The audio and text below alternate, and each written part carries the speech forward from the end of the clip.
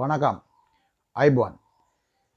இன்றைய இந்த மைத்ரிபால சிறிசேனோட சகோதரர் டட்லி சிறிசேனை பற்றி எங்களோட தமிழாக்கள் தமிழ் ஊடகங்களில் அவங்க நிறைய தமிழ் யூடியூபர்ஸ், தமிழ் டிக்டாக் வலைத்தளங்கள், ஃபேஸ்புக்குகள், பேச்சுகளில் அவரை பற்றி புகழ்ந்து எழுதி கொண்டிருக்கிறாங்க. இந்த என்ன லொரி முதலாளி ஒரு லொரியிலிருந்து ரோல்ஸ் ரேஸ் காருக்கு போனவர்னு சொல்லி இன்றும் அவர் பல தலையங்கங்களோடையும் சில நகைகளுடன் இருந்து ஒரு லொரியுடனும் சில நகைகளுடனும் இவ்வளோ தூரத்துக்கு வந்ததாக சொல்லி கொண்டிருக்காங்க. நான் கேட்குறேன், இந்த இந்த இந்த இந்த இந்த ஊடகங்கள், இந்த யூடியூபர்ஸ், இந்த இந்த இது வெளியாட்டையும் நான் கேட்குறேன்னா, சிறிசேன டட்லி சிறிசேன யார் முதல்ல உங்களுக்கு தெரியுமா? அது டட்லி சிறிசேனை மைத்ரிபால சிறிசேனுடைய சகோதரர், உடன் பிறந்த சகோதரர். ரைட். 1990 தான் இவர் பிஸ்னஸ் ஆரம்பிக்கிறேன்னு இவர் இன்டர்வியூவில் சொல்லிக்கிறார். இன்றைக்கு 35 ஆண்டுகள் 36 ஆண்டுகள் இந்த வருஷத்தோடு 36 ஆண்டு காலில் தான் ரோல்ஸ் ரேஸ் கார் வாங்கிக்கிறார். அது அவற்றை உழைப்புக்கு கிடைச்ச வெகுமானம். அது நாங்கள் வரவேற்கிறோம். என்றால் அது கடின உழைப்பு. ஆனால் இந்த கடின உழைப்பு இவ்வளோ பெரிய ஆளாகிறதுக்கு இவருக்கு அரசியல் பின்புலம்தான் காரணம் என்பதை நீங்கள் மறந்து அவரை சும்மா தனியாக அவர் உழைச்சி முன்னேறின மாதிரி புகழ்றீங்க.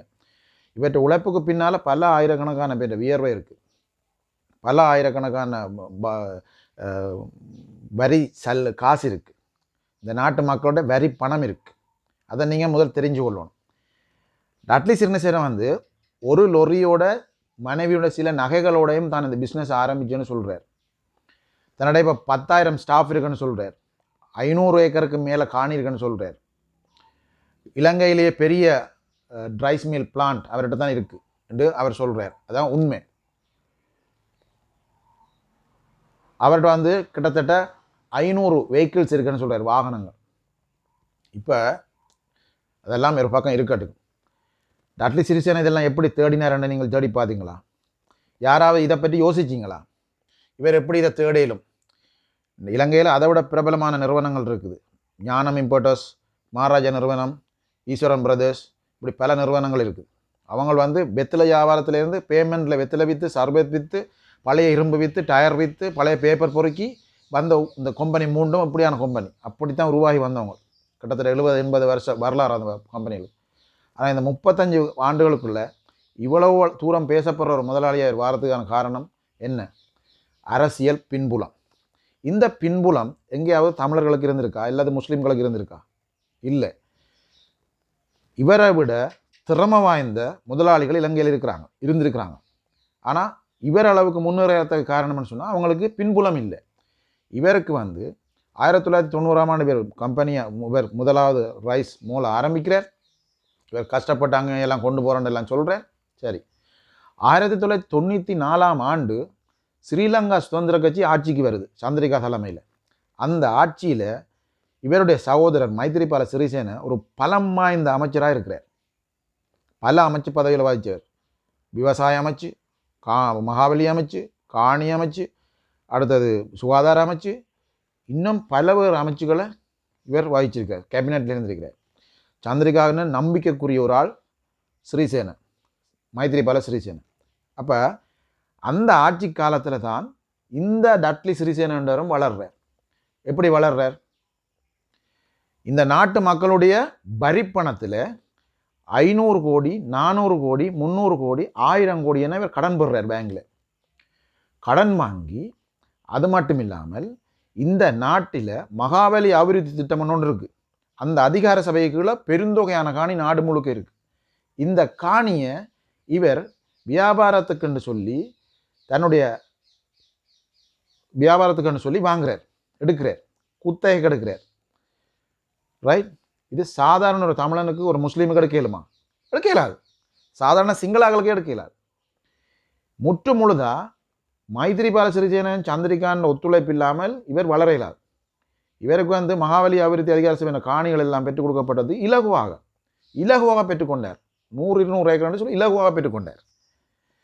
வங்கிகளில் இலகுவாக கடன் பெற்றார். மற்றவர்களுக்கு எனக்கு கிடைக்கல, இலகுவாக கடன் பெற்றார். இந்த அரசியல் பின்னணி தான் காரணம். இவர் ஒரு ஸ்ரீலங்கா சுதந்திர கட்சிக்காரன், மைத்ரிபால ஒரு ஸ்ரீலங்கா சுதந்திர கட்சிக்காரன், சந்திரிகா ஸ்ரீலங்கா சுதந்திர கட்சிக்காரர். இப்போ இவங்கெல்லாம் சேர்ந்து தங்களோட ஆக்களை முன்னேற்றினாங்க.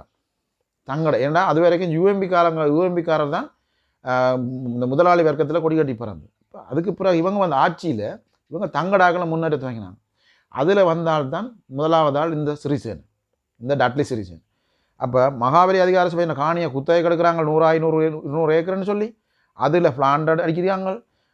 பேங்கில் 100 கோடி 200 கோடி 300 கோடி 1000 கோடி 2000 கோடி வரைக்கும் கடன் எடுத்துக்கிறாங்க. மைத்திரி டட்லி சிறிசேன இந்த பேங்கு கடன் நிலுவை பார்த்தீங்கன்னா தெரியும், கிட்டத்தட்ட 2000 கோடி வரைக்கும் அவர் கடன் எடுத்துருக்கார். இந்த நாட்டு மக்கள்கிட்ட வரி, இந்த நாட்டு மக்கள்னா தமிழ் முஸ்லீம் மக்கள் உட்பட எங்களோட வரியில் தான் இவர் வளர்ந்துருக்கிறார். இவர் ரோல்ஸ் ரைஸ் காருக்கு போயிருக்கிறது எங்களோட வரியில். ரைட், இவரோட கடின உழைப்பு ஒன்றும் அப்படி தனியாக மாற்றப்படலை. இவர் எங்களோட மக்களின் வரிப்பணம், இந்த நாட்டுக்கு சொந்தமான காணிகள், இவை எல்லாத்தையும் பெற்றுக்கொண்டு தான் இவர் இதில் வளர்ந்துருக்கிறார். இந்த காணிகளை முடிஞ்சால் இப்போ சரி, இந்த அரசாங்கத்தில் சரி, யாராவது தமிழனுக்கு முஸ்லீம் சரி பெற்றுக்கொள்ளலுமா? இல்லை. ரைட், இவர் இலகுவாக தன்னுடைய அரசியல் பலத்தை, சகோதரன் அரசியல் பலத்தை பயன்படுத்தி மைத்திரிபால சிறிசேன ஊடாக இந்த காணிகளை பெற்றது மட்டுமில்லாமல் வங்கிகளில் கடன் வாங்க, இவர்களுடைய சிபாரிசு மூலம் வங்கிகளில் கடன் வாங்கி தன்னுடைய வியாபாரத்தை பெருக்கிக் கொண்டார். இவர் அரிசி மோல் துவங்க முதல், இந்த அரிசி ஆலைகளை துவங்க முதல் இலங்கையில் வடக்கு கிழக்கெங்கும் அரிசி ஆலைகள், சிறு சிறு அரிசி ஆலைகள் கொலோச்சி கொண்டிருந்தன. இலங்கை முழுவதும் அம்பாறை தொடக்கம் யாழ்ப்பாணம் வரைக்கும் அதே போல் இலங்கை முழுவதும் சிறு சிறு அரிசி ஆலைகள் கொலோச்சி கொண்டிருந்தன. இவர் தலையெடுத்த பிறகு, இந்த டட்லி சிறிசேன தலையெடுத்த பிறகு, இந்த அரளிய நிறுவனம் உருவாக்கப்பட்ட பிறகு படிப்படியாக இந்த இந்த இந்த அரிசி ஆலைகள் எல்லாம் இல்லை, காணாமல் போச்சு. இந்த அரிசி ஆலை எல்லாமே காணாமல் போச்சு. ஒவ்வொரு அரிசி ஆலையும் மூடிக்கொண்டு வந்தாங்க. காரணம் என்ன? ஏகபோகம். ஏகபோகம் எதுலேருந்து வந்தது? வங்கிகளில் பெருந்தொகை பணத்தை கடன் வாங்குறது, விவசாயிகளுக்கு விசுக்கிறது, நெல்லுகளை கொள்வனை செய்கிறது, கொண்டே ஸ்டாக் பண்ணுறது. மற்ற ஆக்களுக்கு இயலாது. மற்ற ஆக்கள் கையில் இருக்கிற காசில் தான் நெல் வாங்கணும், அவங்களோட ஆலை ஓட்டணும், அரிசியை தூய்மைப்படுத்தணும், சந்தையை கொண்டு வரணும். அப்போ இவர் தன்னுடைய அரசியல் பலத்தை பயன்படுத்தித்தான் இந்த சிறு சிறு ஆலைகள் எல்லாத்தையும் மூட வச்சார். இன்றைக்கும் சிறு சிறு ஆலைகள் இலங்கையில் இருக்குது. ஆனால் அத்தனை ஆலைகளும் தள்ளாடி கொண்டு தான் இருக்குது. இந்த நிறுவனங்களுக்கு எதிராக போட்டி போட இல்லாமல் தள்ளாடி கொண்டு தான் இருக்குது. இதுதான் மறக்க முடியாத ஒரு கசப்பான உண்மை. நிறைய நிறுவனங்கள், சிங்கள பாதிகளில் இருக்கிற நிறைய சிறு சிறு நிறுவனங்கள் இந்த டட்லி சிறிசேனவை எதிர்த்து போராட முடியாமல், வர்த்தக ரீதியை எதிர்த்து போராட முடியாமல் தள்ளாடி கொண்டிருக்காங்க. காரணம் வந்து அவர் அரசியல் பலத்தால் வளர்ந்துருக்கிறார். அவர்கிட்ட ஆளை தான் இலங்கையில் பெரிய ஆளை. அவரோட அரசாங்கம் கூட மோத பயப்படுது. காரணம் என்ன? அவரை வளர்த்து விட்டது ஸ்ரீலங்கா சுதந்திர கட்சி. இவ்வளவு தூரம் பெரிய முதலாளியாக வந்தது. அப்போ ஒரு தமிழனுக்கு, ஒரு முஸ்லீமுக்கு, ஒரு சாதாரண சிங்கள ஆளுக்கு இவரை மாதிரி கடன் வாங்கவே மேலாது, காணி எடுக்கவே மேலாது, வர்த்தகத்தில் மேலே வரையே மேலாது. இப்போ அப்படி வந்த ஒரு ஆளை எங்களோட தமிழரும் முஸ்லீம்களும், சில முஸ்லீம்களும் தமிழரும் சேர்ந்து எங்களோட ஊடகங்களில், இந்த யூடியூப்புகளில், இந்த டிக்டாக்குகளில் கொண்டாடி கொண்டு வாரதை என்ன கேட்கல. உங்களோட சமூக பிரச்சனையை பற்றி நீங்கள் பேசாமல், உங்களோட சமூகங்களை பற்றி பிரச்சனையை பேசாமல், உங்களோட பிரச்சனை எவ்வளவோ 1000 பிரச்சனை கொட்டி கிடக்கு அதை பற்றி பேசாமல், நீங்கள் இந்த மாதிரி உங்களுக்கு வியூஸ் வேணுமென்றதுக்காக இந்த மாதிரி காரியங்களை பேசுகிறது மிகவும் கவலைக்குரிய விஷயம். உங்களுக்கு வியூஸ் வேணுமென்னு சொன்னால் இதையா செய்யணும்? டட்லி சிறிசேனையை தூக்கி பிடிக்கிறீங்க. எங்கே பார்த்தாலும் டட்லி சிறிசேனை தமிழ் ஊடகங்களில். என்ன காரணம்? உங்களுக்கு வியூஸ், ஆதாயம். உங்களோட சமூகத்தில் உங்களுக்கு அக்கறை இல்லை. இவர் எப்படி இவ்வளோ தூரம் உயர்ந்தாரன் இவரை பற்றிய எடுத்து பட்டியலிட்டு வெளியே போட்டால் எல்லாமே நாரும். என்னோட சகல பட்டியலும் இருக்குது. அந்த பட்டியலை வெளிப்படுத்தியே பேசலுமே எனக்கு. நான் அப்படி பேசுறது நிறைய நேரம் எடுக்கும். அதால் தான் நான் இவர் சுருக்கமாக சொல்கிறேன். இவர் வாங்கிய கடன்கள் இன்னும் நிலுவையில் இருக்குது வங்கிகளில்.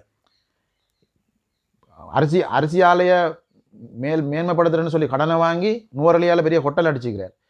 ஃப்ளைட் வாங்குறதுக்கு திட்டம் போட்டிருந்தார். ஃப்ளைட் வாங்கினாரா இல்லையான்னு சொல்லி இன்னும் தெரியாது. ஆனால் அவருடைய சொப்பர் ஒன்று இருக்குன்னு சொல்லப்படுது. அதை பற்றி இன்னும் விவரம் எனக்கு தெரியாது, அதை உறுதிப்படுத்தலாது.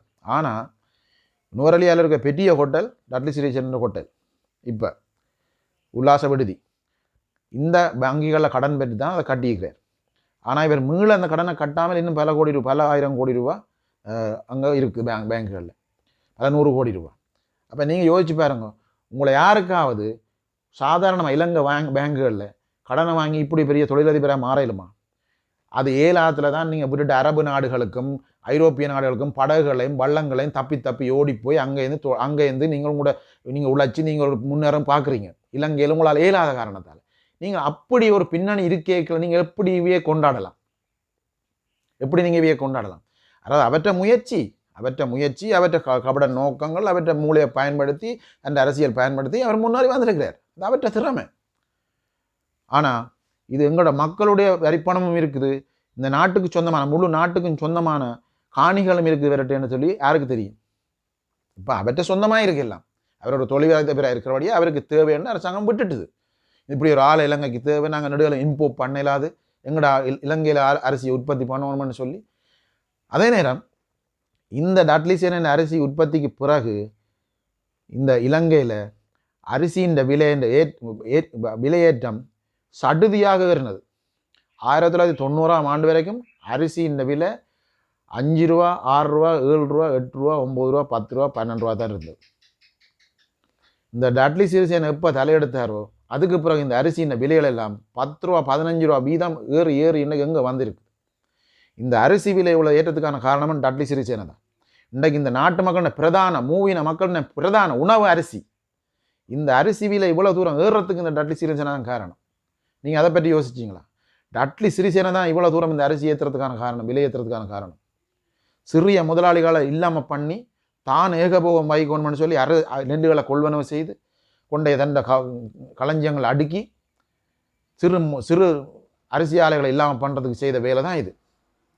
இன்றைக்கு அரிசி விலை மக்களுக்கு தாங்கிக் கொள்ளா நிலைமையில இருக்குது. அப்போ இலங்கையின் பிரதானமான சோறு இந்த அரிசி இன்றைக்கு டாட்லி சிறிசேனாவால் தீர்மானிக்கப்படுற விஷயமா இருக்குது. இலங்கையின் ஆட்சியாளர்கள் தீர்மானிக்கக்கூடிய விஷயமா இருக்குது. இன்றைக்கு இந்த அரசாங்கமும் டாட்லி சிறிசேனாக்கு பயம். அது மறக்க முடியாத உண்மை. இந்த அரசாங்கமும் டாட்லி சிறிசேனாக்கு பயம்.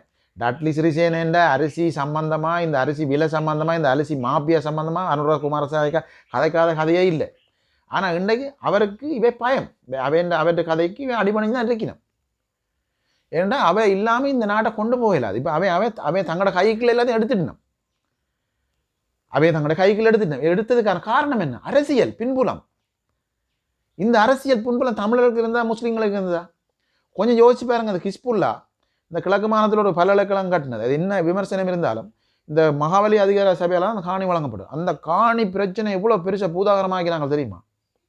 ஹிஸ்புல்லாவுக்கு எதிராக எவ்வளோ தூரம் பிரச்சனை பண்ணாங்க தெரியுமா இந்த இனவாதிகள். அப்போ எங்கடாக்களுக்கு கொடுக்கைகள் ஒரு பிரச்சனை, இவைக்கு கொடுத்தா இந்த பிரச்சனையும் இல்லை. எத்தனை 1000 ஏக்கரையும் 100 ஏக்கரையும் கொடுக்கலாம். அப்போ இது விளங்காமல், இந்த சூட்சுமங்கள் விளங்காமல் எங்கடையாக்கள் என்ன செய்யணும்டா, அவரை ஊதி பெருப்பிச்சு ரெண்டிங் ஆகினோம். எங்கட ஊடகங்கள்லாம் இந்த சிங்களாக்கள் இந்த இந்த இந்த நிறுவனங்களை இந்த இதுக்கு முதல்ல அந்த யோகானி என்ற பாடகியை ட்ரெண்டிங் ஆகின எங்கடாக்கள் தான் ட்ரெண்டிங் ஆகின. 8 கோடி தமிழன் இருக்கிறான் உலகத்தில். 8 கோடி தமிழன் தான் ட்ரெண்டிங் ஆகினது. அதுக்கு இப்போ தான் ஹிந்தி திரையுலகத்துக்கு போனது, எல்லாம் உலகம் முழுக்க போனது. எங்கடாக்கெல்லாம் ட்ரெண்டிங் ஆகினது. இது இப்போ நீங்கள் அதை தான் செய்து கொண்டிருக்கீங்க. எங்கட பிரச்சனை சம்பந்தமாக ஒரு ரெண்டிங் ஆக்கியல். எங்கட தாயடி பிரச்சனை இருக்குது, முஸ்லீம்களுக்கு பிரச்சனை இருக்குது, தமிழ் மக்களுக்கு பிரச்சனை இருக்குது. இதுகளை பற்றி நீங்கள் பேசுகிறே இல்லை. இதுகளை பற்றி நீங்கள் முன்னுக்கு வார இல்லை. இதை பற்றி வெளியிடறதுக்கு நீங்கள் முன்னுக்கு வார இல்லை. நீங்கள் என்ன செய்கிறீங்கன்னா உங்களோட வியூஸுக்காக எவன் எப்பேற்பட்டவனாக இருந்தாலும், எப்பேற்பட்ட அயோக்கியனாக இருந்தாலும் அவனை பெரியாளாக்குற வேலையை தான் நீங்கள் பார்த்து கொண்டு இருக்கிறீங்க. அதுக்காக நான் சொல்லலை டாக்டர் சிறிசேன அயோக்கியன்னு சொல்லி. அவர் தன்னை திறமையால வளர்ந்து வந்தார். ஆனால் அதுக்கு ஒரு பின்புலம் இருக்குது. அந்த பின்புலத்தை நீங்கள் புரிஞ்சு கொள்ளணும். சாதாரணமாக வேற இல்லை. இன்னைக்கு சிங்களாக நிறைய பேர் இவரோட போட்டி போடலாமே இருக்கிறாங்க. ஏன்னா அவங்களுக்கு பின்புலம் இல்லை. சாதாரண சிங்கள மக்களுக்கு அந்த பிரச்சனை இருக்கு. இதை விளங்காமல் அவர்கிட்ட வீடியோவை நீங்கள் ரெண்டிங் பண்ணி கொண்டு இருக்கிறீங்க. நான் பார்த்தேன். எனக்கு கொஞ்சம் சுவஹீனம். எனக்கு இந்த வீடியோ நேரத்துக்கு போடலாமே இருந்தது. நான் சுவஹீனமாக இருக்கிறேன். அப்போ இருந்து இந்த வீடியோ போடணும்னு நினச்சினா நீங்கள் என்ன செய்கிறீங்கன்னு சொன்னால் எங்கட பிரச்சனை இதையுமே நீ கணக்கெடுக்கிறீங்க. ரைட்? நீங்கள் ஏதோ நடிகை வந்து அதுக்கு பின்னால் போகிறீங்க, யாராவது கடத்துறக்கு வந்து அதுக்கு பின்னால் போகிறீங்க, யாராவது ஒருத்தன் ரோல்ஸ் ரைஸ் கார் வாங்கினா அதை கொண்டு எங்கேயோ காட்டுறீங்க. உங்களோட வீட்டு வளர்ச்சி மாதிரி காட்டுறீங்க. நீங்கள் என்ன வளர்ந்துருக்கிறீங்க? உங்களோட சமூகம் அங்கே வளர்ந்துருக்கு, உங்களோட குடும்பங்கள் அங்கே வளர்ந்துருக்கு. உங்களோட வளர்ச்சி மாதிரி அதை காட்டுறீங்க. இதை விட கேவலம் என்ன இருக்கு? தமிழ் மக்களின் வரிப்பணம் இந்த நாட்டில் இருக்குது, முஸ்லீம் மக்களின் வரிப்பணம் இருக்குது. இந்த வரிப்பணங்கள் எல்லாத்தையும் தான் கடனாக கொடுக்குறாங்க இந்த முதலாளிகளுக்கு. இவங்கள் 1000 கோடி 500 கோடின்னு கடனை வாங்கி தான் இவ்வளோ பெரிய பிளான்கள் அடிச்சிருக்காங்க. இது ஏன் தமிழ் மக்களுக்கு முஸ்லீம் மக்களுக்கு கிடைக்கல? ஏன் ஏழை சிங்களவனுக்கு கிடைக்கல? அதை யோசிங்க. இப்படி வளர்ந்தால்தான் அவர், இப்படி வந்து தான் இன்றைக்கு பெரிய ஆளாக இருந்து கொண்டு நீங்கள் அவரை புகழ் பாடுறீங்க. ரைட்? அது எல்லா சமூகங்களுக்கும் சரியான முறையில் கிடைச்சிருந்தா இதை நான் பேச வேண்டிய அவசியம் இல்லை. இப்படிப்பட்ட ஒரு அரசியல் பின்புலத்தில் வந்தால்தான், வளர்ந்தால்தான் இந்த டாக்டர் சிறிசேன இன்றைக்கு இந்த இலங்கையின் அரசியலை தீர்மானிக்கிற சக்தியாக இருக்கிறார். அதை விட்டு போட்டு நீங்கள் அவர் புனிதர், அவர் பெரிய முதலாளி, பெரிய வளர்ந்துட்டார், ஒரு லோரியிலிருந்து ரோல்ஸ் ரைஸ் காருக்கு வந்துட்டார், பில்லியனர் மில்லியனர்னு சொல்லி கொண்டு இருக்கிறீங்க. சுத்த பம்மாத்து. நீங்கள் செய்கிறதெல்லாம் சுத்த பம்மாத்து. உங்களையும் நீங்கள் ஏமாத்துறீங்க, உங்களையும் உங்களோட சமூகத்தையும் நீங்கள் ஏமாத்துறீங்க. அதான் நீங்கள் செய்கிறீங்க. என்ன பொறுத்த வரைக்கும் இலங்கையில் மூவின மக்களுக்கும் சரிசமமாக சகலதம் பங்கிடு வரைக்கும் நான் இதை விமர்சிப்பேன். சிங்கள மக்களுக்கு 1000 பிரச்சனை இருக்குது, அது உங்களோட கண்ணுக்கு தெரியாது. எங்களோட பிரச்சனை மட்டும் தான் உங்களுக்கு கண்ணு தெரியும். அவங்களுக்கும் 1000 பிரச்சனை இருக்குது. ஒரு சிலர், ஒரு குறிப்பிட்ட தொகையினர் தான் இந்த ஆட்சியை கட்டுப்படுத்துகிறாங்க, ஒரு குறிப்பிட்ட தொகையினர் தான் காசுகளை கைக்கு வச்சுக்கிறாங்க, ஒரு குறிப்பிட்ட தொகையினர் தான் இந்த இலங்கையின் அரசியலை தீர்மானிக்கிறாங்க. மிச்ச சிங்கள மக்கள் எல்லாம் கஷ்டப்படுறாங்க. அதே மாதிரி தான் தமிழ் மக்கள். இதை எங்களோட தமிழ் தலைவர்களும் புரிஞ்சு கொள்றதில்லை, முஸ்லீம் தலைவர்களும் புரிஞ்சு கொள்றதில்லை. அதால தான் இந்த நாட்டில் பிரச்சனை, இவ்வளோ பிரச்சனை. எங்களோட வர்த்தகர்களுக்கு இங்கே இடம் இல்லை. எங்களோட வர்த்தகர்கள் தாங்களாக தான், தங்களோட சொந்த காலில், தங்களோட சொந்த முயற்சியில் தாங்களாக தான் முன்னுக்கு வந்திருக்காங்க. ஆனால் அவருக்கு ஒரு சப்போர்ட், பெரிய ஒரு கவர்மெண்ட் சப்போர்ட்டோட முன்னுக்கு வந்துரு. 94ஆம் ஆண்டுலேருந்து 2002ஆம் ஆண்டு வரைக்கும் சந்திரிகாந்த் ஆட்சி, 2002லேயும் அவள் ஜனாதிபதி, அதுக்கு பிறகு ரணில் வந்திருக்கு. அப்போயும் ரணிலுக்கு ஒன்றும் செய்யலாம் போச்சு. திருப்பி அவங்களோட ஆட்சி 2015 அவங்க போகிறாங்க, திருப்பி 19 வராங்க. அப்போ இவ்வளோ காலத்தில் தான் இவர் வளர்ந்துருக்கிறார். அதை அவங்க புரிஞ்சு கொள்ளுங்க. அதை புரிஞ்சு கொள்ளாமல் டாக்டர் சிறிசேன இங்கே அங்கே போனார், அங்கே இங்கே வந்தார்ன்னு சொல்லி பிதட்டி கொண்டு இருக்காதீங்க. தமிழ் மக்களுக்காக, முஸ்லீம் மக்களுக்காக, உங்களோட சமூகங்களுக்காக நீங்கள் உங்களோட யூடியூப் இதுகளையும் பாவிங்க. அதை விட்டு போட்டு இன்னொருத்தனை ட்ரெண்டிங் ஆக்கிறதுக்கு, இன்னொருத்தனை புனிதன் ஆக்கிறதுக்காக நீங்கள் பதிவுகளை போடுறதை நிறுத்துங்க. நன்றி, வணக்கம்.